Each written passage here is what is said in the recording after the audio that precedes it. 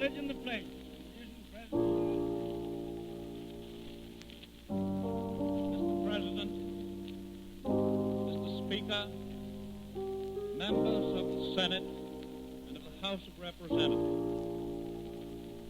we are about to enter upon another year of the responsibility which the electorate of the United States has placed in our hands. Having come thus far, it is fitting that we should pause to survey the ground which we have covered and the path which lies ahead. On the 4th day of March, 1933, on the occasion of taking the oath of office as President of the United States, I addressed the people of our country. Need I recall either the scene or the national circumstances attending the occasion? The crisis of that moment was almost exclusively a national one. And in recognition of that fact, so obvious to the millions in the streets and in the homes of America, I devoted by far the greater part of that address to what I called, and the nation called, critical days within our own borders.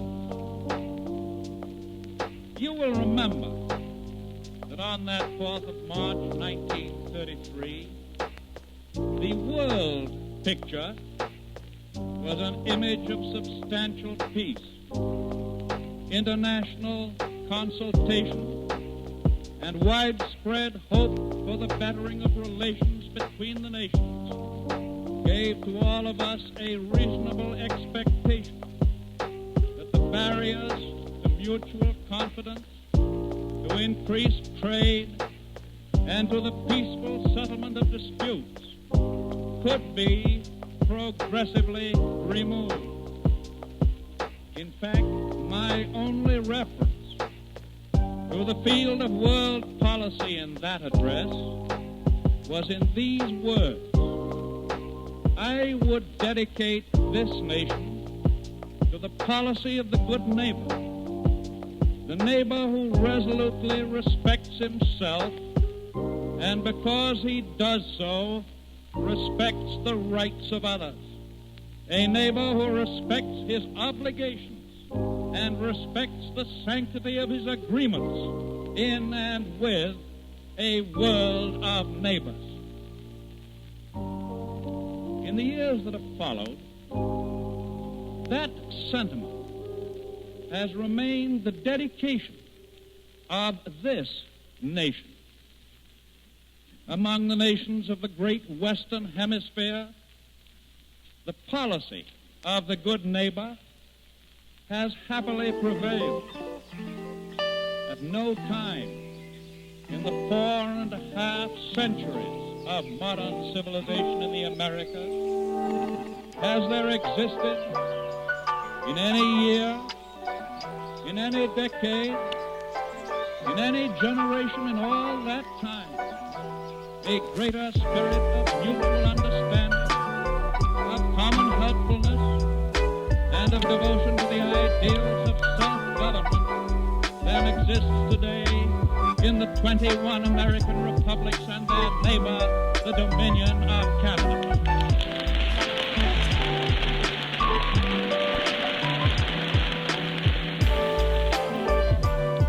This policy of the good neighbor among the Americas is no longer a hope, no longer an objective remaining to be accomplished. It is a fact, active, present, pertinent, and effective. In this achievement, every American nation takes an understanding part.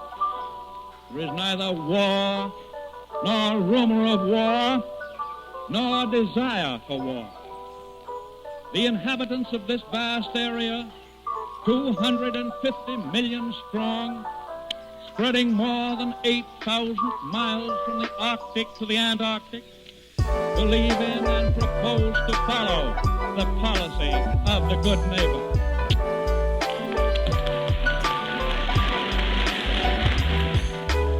And they wish with all their heart that the rest of the world might do likewise. The rest of the world, there's the rub. Were I today to deliver an inaugural address to the people of the United States, I could not limit my comments on world affairs to one paragraph. With much regret, I should be compelled to devote the greater part to world affairs. Since the summer of that same year of 1933, the temper and the purposes of the rulers of many of the great populations in Europe and Asia have not pointed the way either to peace or to goodwill among men. Not only have peace and goodwill among men grown more remote in those areas of the earth during this period, but a point has been reached where the people of the Americas must take cognizance of growing ill will, of marked trends towards aggression, of increasing armaments, of shortening tempers, a situation which has in it many of the elements that lead to the tragedy of general war. On those other continents, many nations, principally the smaller peoples, if left to themselves, would be content with their boundaries and willing to solve within themselves and in cooperation with their neighbors their individual problems, both economic and social. The rulers of those nations, deep in their hearts, follow these peaceful and reasonable aspirations of their people. These rulers must remain ever vigilant against the possibility today or tomorrow of invasion, of attack by the rulers of other peoples who fail to subscribe to the principles of bettering the human race by peaceful means. And within those other nations, those which today must bear the primary, definite responsibility for jeopardizing world peace, what hope lies? To say the least, there are grounds for pessimism. It is idle for us or for others to preach that the masses of the people who constitute these nations are dominated by the twin spirits of autocracy and aggression, are out of sympathy with their rulers, that they are allowed no opportunity to express themselves, that they would change things if they could. That, unfortunately, is not so clear. It might be true that the masses of the people in those nations would change the policies of their governments if they could be allowed full freedom, full access to the processes of democratic government as we understand it. But they do not have that access. Lacking it, they follow blindly and fervently the lead of those who seek autocratic power. Nations seeking expansion, seeking the rectification of injustice springing from former wars, seeking outlets for trade, for population, or even for their own peaceful contributions to the progress of civilization, fail to demonstrate that patience necessary to attain reasonable and legitimate objectives by peaceful negotiation or by an appeal to the finer instincts of world justice. They have therefore impatiently reverted to the old belief in the law of the sword, or to the fantastic conception that they and they alone are chosen to fulfill a mission, and that all the other, among the 1.5 billion of human beings in the world, must and shall learn from and be subject to them. I recognize, and you will recognize, that these words which I have chosen with deliberation will not prove popular in any nation that chooses to fit this shoe to its foot. Such sentiments, however, will find sympathy and understanding in those nations where the people themselves are honestly desirous of peace, but must constantly align themselves on one side or the other in the kaleidoscopic jockeying for position that is characteristic of European and Asiatic relations today. For the peace-loving nations, and there are many of them, find that their very identity depends on their moving and moving again on the chessboard of international politics. I suggested in the spring of 1933 that 85 or 90% of all the people in the world were content with the territorial limits of their respective nations and were willing further to reduce their armed forces if every other nation in the world would agree to do likewise. That is equally true today. And it is even more true today that world peace and world goodwill are blocked by only 10 or 15% of the world's population.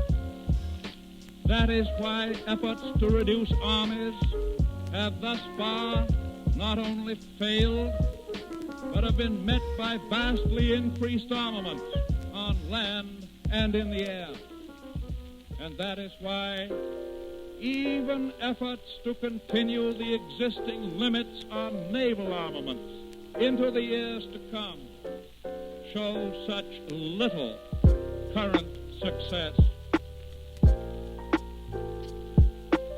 the policy of the United States has been clear and consistent. We have sought with earnestness in every possible way to limit world armaments and to attain the peaceful evolution, the peaceful solution of disputes among nations. We have sought by every legitimate means to exert our moral influence against repression, against intolerance, against autocracy, and in favor of freedom of expression, equality before the law, religious tolerance, and popular rule.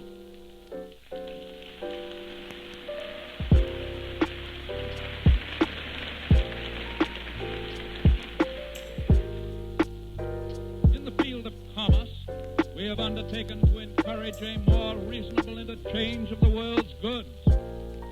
In the field of international finance, we have, so far as we are concerned, put an end to dollar diplomacy, to money grabbing, to speculation for the benefit of the powerful and the rich at the expense of the small and the poor.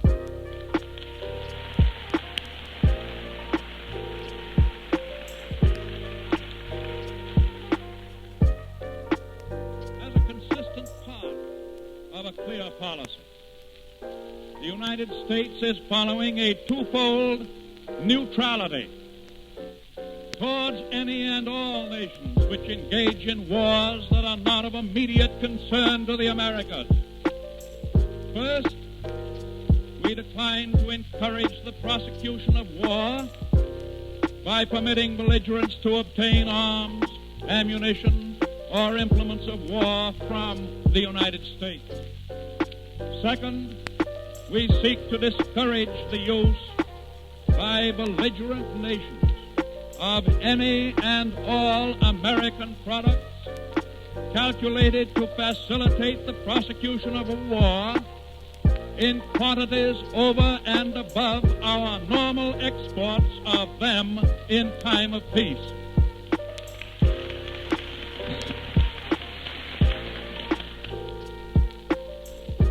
I trust that these clear objectives, thus unequivocally stated, will be carried forward by cooperation between this Congress and the President. I realize that I have emphasized to you the gravity of the situation which confronts the people of the world. This emphasis is justified because of its importance to civilization and therefore to the United States. Peace is jeopardized by the few and not by the many. Peace is threatened by those who seek selfish power.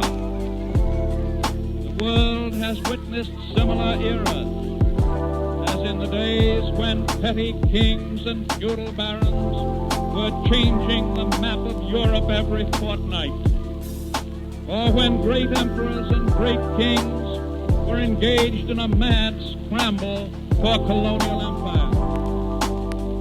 We hope that we are not again at the threshold of such an era, but if face it we must, then the United States and the rest of the Americas can play but one role: through a well-ordered neutrality, to do naught to encourage the contest, through adequate defense to save ourselves from embroilment and attack, and through example and all legitimate encouragement and assistance to persuade other nations to return to the days of peace and goodwill.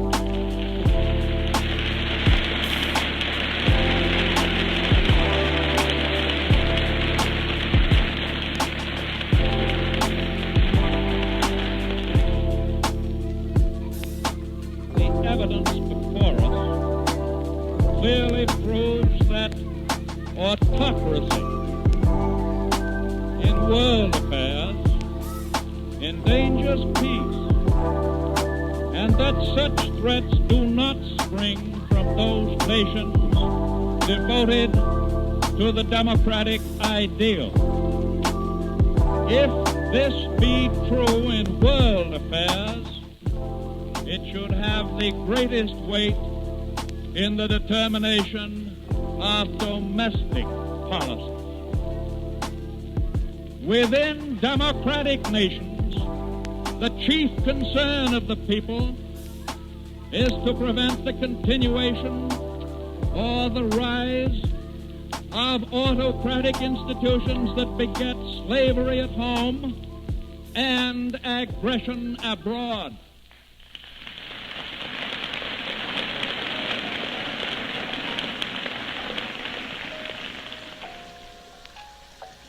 Within our borders, as in the world at large, popular opinion is at war with a power-seeking minority. That is no new thing. It was fought out in the Constitutional Convention of 1787.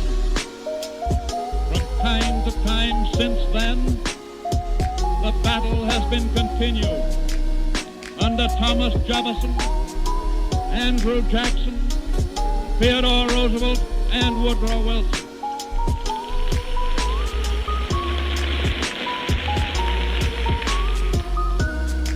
In these later years, we have witnessed the domination of government by financial and industrial groups, numerically small, but politically dominant in the 12 years that succeeded the World War. The present group of which I speak is indeed numerically small. And while it exercises a large influence and has much to say in the world of business, it does not, I am confident, speak the true sentiments of the less articulate but more important elements that constitute real American business.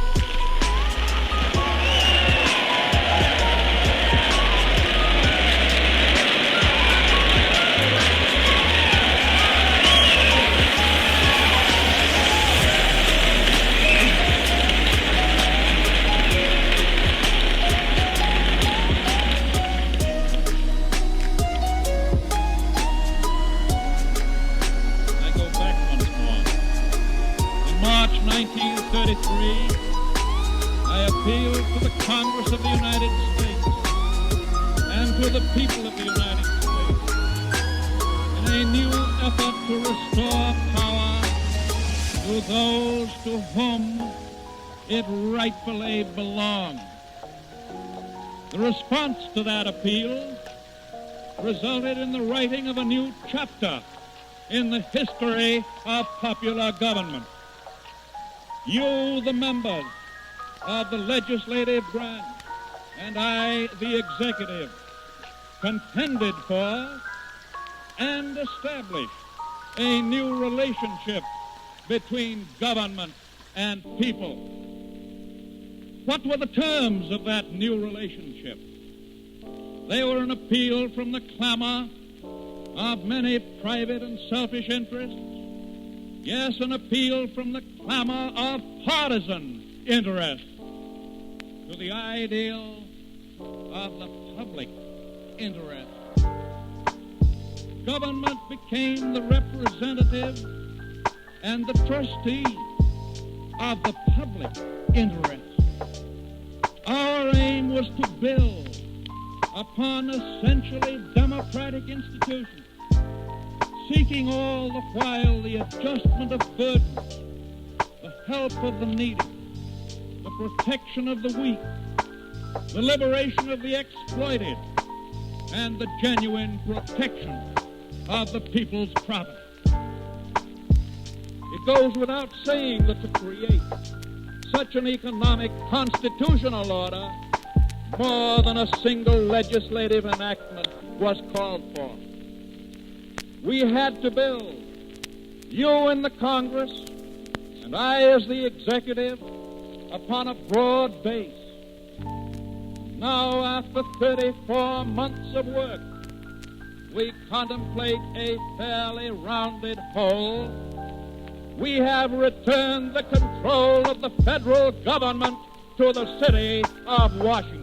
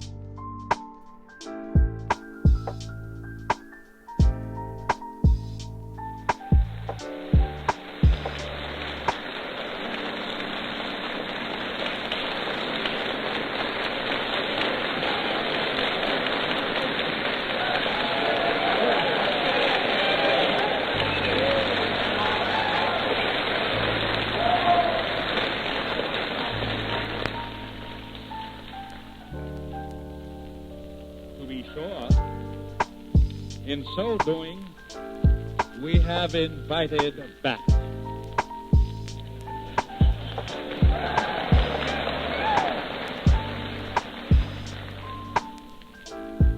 we have earned the hatred of entrenched greed.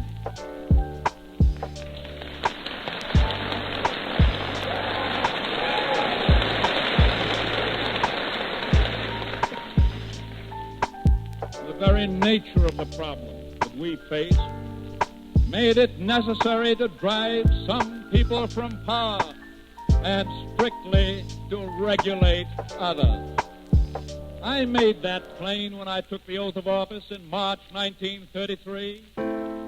I spoke of the practices of the unscrupulous money changers who stood indicted in the court of public opinion.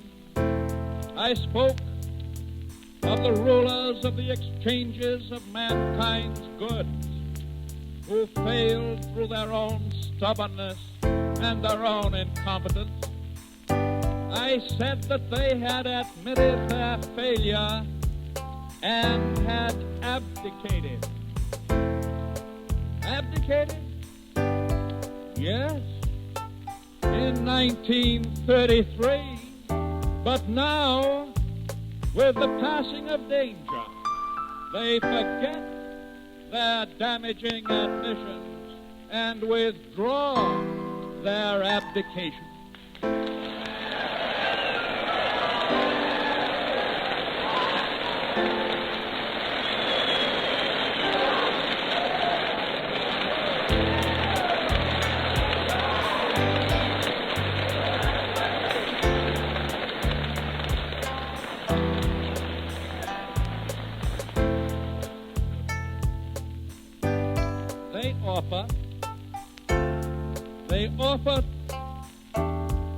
They seek, let me put it that way, they seek the restoration of their selfish power. They offer to lead us back round the same old corner into the same old dreary street.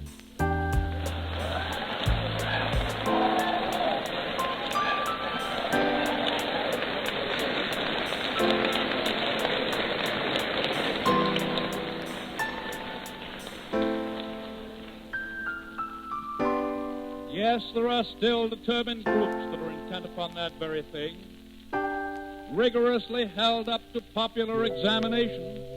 Their true character presents itself. They steal the livery of great national constitutional ideals to serve discredited special interests. As guardians and trustees for great groups of individual stockholders, they wrongfully seek to carry the property and the interests entrusted to them into the arena of partisan politics.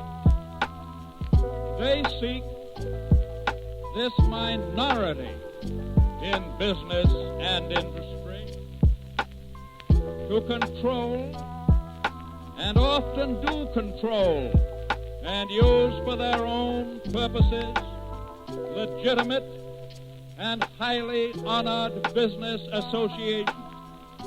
They engage in vast propaganda to spread fear and discord among the people.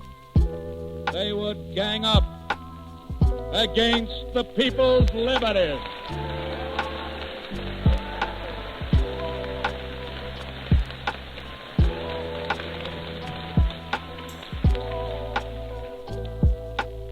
Principle that they would instill into government if they succeed in seizing power is well shown by the principles which many of them have instilled into their own affairs.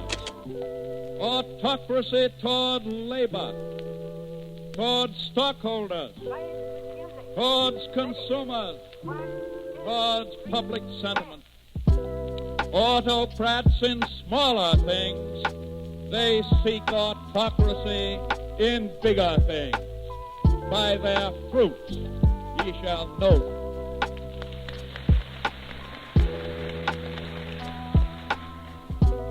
If these gentlemen believe, as they say they believe, that the measures adopted by this Congress and its predecessor and carried out by this administration have hindered rather than promoted recovery, let them be consistent.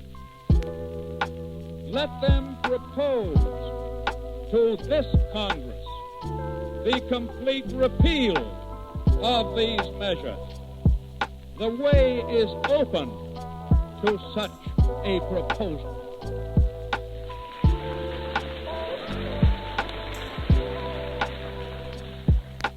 In other words, let action be positive and not negative. The way is open in the Congress of the United States for an expression of opinion by yeas and nays. Shall we say that values are restored and that the Congress will therefore repeal the laws under which we have been bringing them back? Shall we say that because national income has grown with rising prosperity, we shall repeal existing taxes and thereby put off the day of approaching a balanced budget and of starting to reduce the national debt?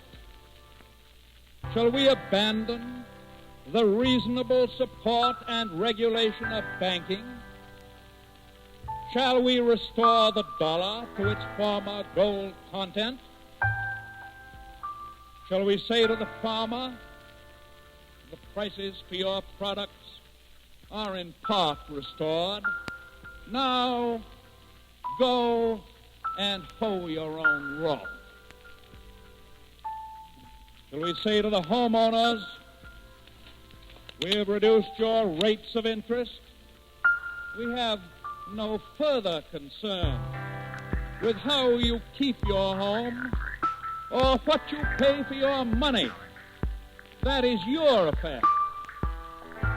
Shall we say to the several millions of unemployed citizens who face the very problem of existence, yes, of getting enough to eat, we will withdraw from giving you work. We will turn you back to the charity of your communities and to those men of selfish power who tell you that perhaps they will employ you if the government leaves them strictly alone.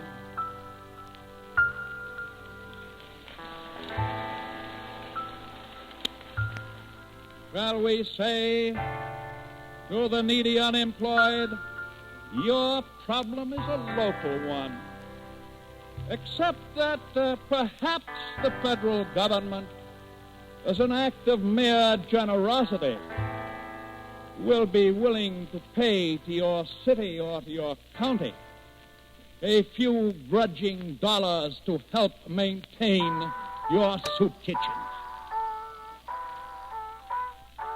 Shall we say to the children who have worked all day in the factories, child labor is a local issue, and so are your starvation wages, something to be solved or left unsolved by the jurisdiction of 48 states. Shall we say to the laborer, your right to organize, your relations with your employer have nothing to do with the public interest. If your employer will not even meet with you to discuss your problems and his, that is none of our affair. Shall we say to the unemployed and the aged, Social Security lies not within the province of the federal government. You must seek relief elsewhere. Shall we say to the men and women who live in conditions of squalor, in country and in city, the health and the happiness of you and your children are no concern of ours? Shall we expose our population once more by the repeal of laws to protect them against the loss of their honest investments and against the manipulations of dishonest speculators? Shall we abandon the splendid efforts of the federal government to raise the health standards of the nation and to give youth a decent opportunity through such means as the Civilian Conservation Corps? Members of the Congress, let these challenges be met. If this is what these gentlemen want, let them say so to the Congress of the United States. Let them no longer hide their dissent in a cowardly cloak of generality.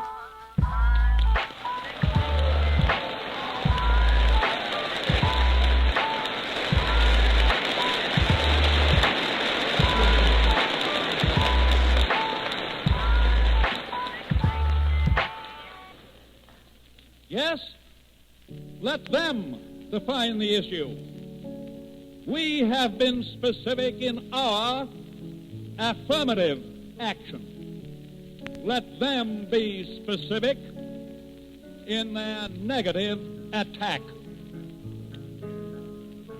But the challenge faced by this Congress is more menacing than merely a return to the past, bad as that would be.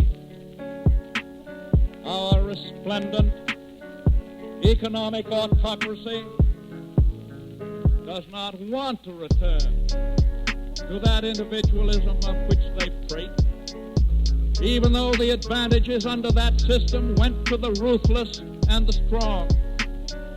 They realize that in 34 months we have built up new instruments of public power.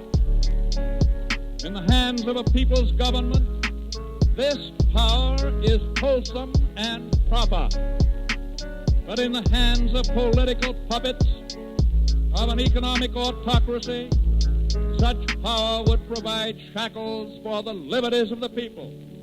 Give them their way, and they will take the course of every autocracy of the past. Power for themselves, enslavement for the public.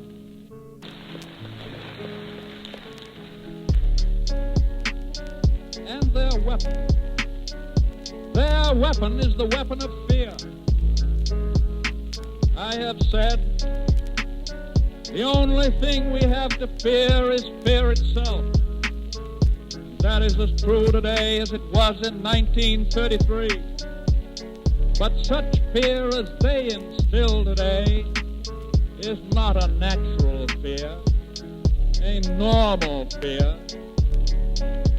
It is a synthetic, manufactured, poisonous fear that is being spread subtly, expensively, and cleverly by the same people who cried in those other days, save us, else we perish.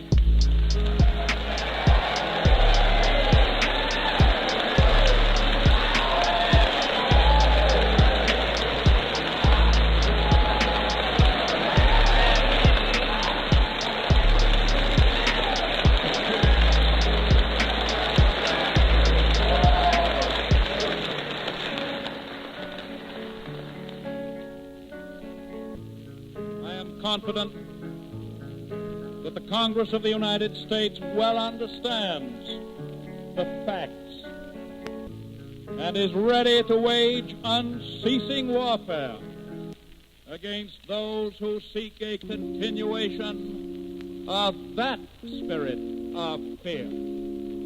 The carrying out of the laws of the land as enacted by the Congress requires protection until final adjudication by the highest tribunal of the land. The Congress has the right and can find the means to protect its own prerogative.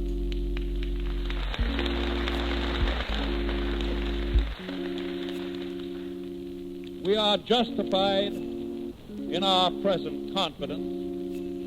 Restoration of national income, which shows continuing gains for the third successive year, supports the normal and logical policies under which agriculture and industry are returning to full activity. Under these policies, we approach a balance of the national budget. National income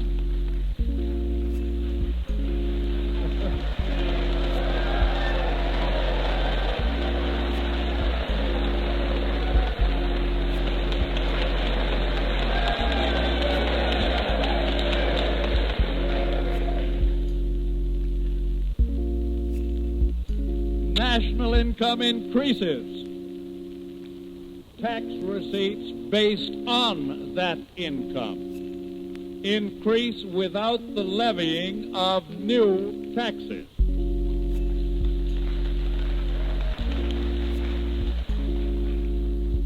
That is why I am able to say to this, the second session of the 74th Congress, that based on existing laws, it is my belief that no new taxes over and above the present taxes are either advisable or necessary.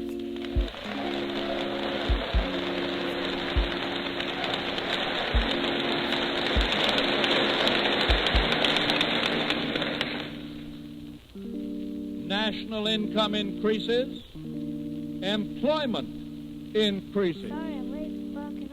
Therefore, we can look forward to a reduction in the number of those citizens who are in need. Therefore, also, we can anticipate a reduction in our appropriations for relief. In the light of our substantial material progress, in the light of the increasing effectiveness of the restoration of popular rule, I recommend to the Congress that we advance and that we do not retreat.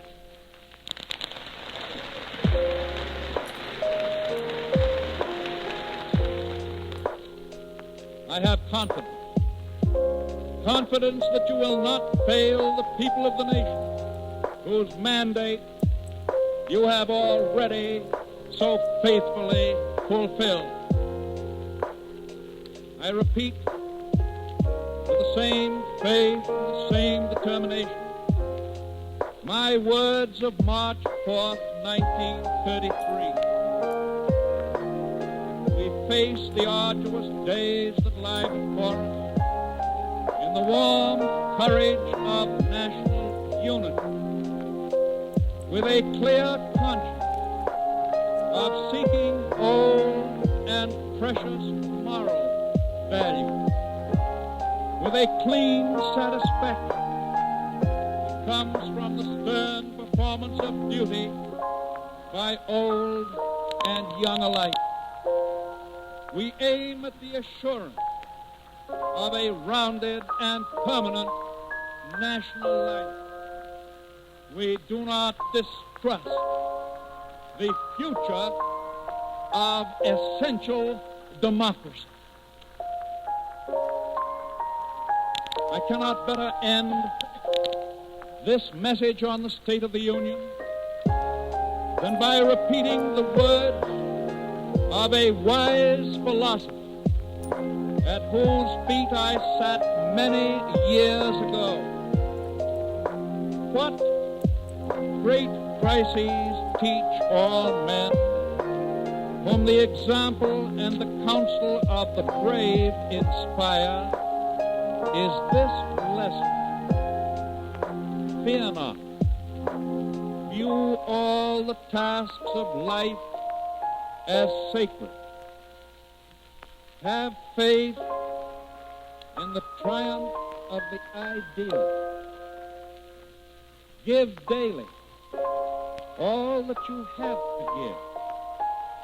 Be loyal and rejoice whenever you find yourselves part of a great ideal enterprise. You at this moment have the honor to belong to a generation whose lips are touched by fire. You live in a land that now enjoys the blessings of peace. But let nothing human be fully alien from it. The human race now passes through one of its great crises. New ideas, new issues, a new call for men to carry on the work of righteousness of charity, of courage, of patience, and of loyalty. However, memory brings back this moment to your mind, let it be able to say to you, that was a great moment. It was the beginning of a new era. This world in its crisis called for volunteers, for men of faith in life, of patience in service, of charity, and of insight. I responded to the call however I could. I volunteered to give myself to my master, the cause of humane and brave living. I studied, I loved, I labored unsparingly and hopefully to be worthy of my generation.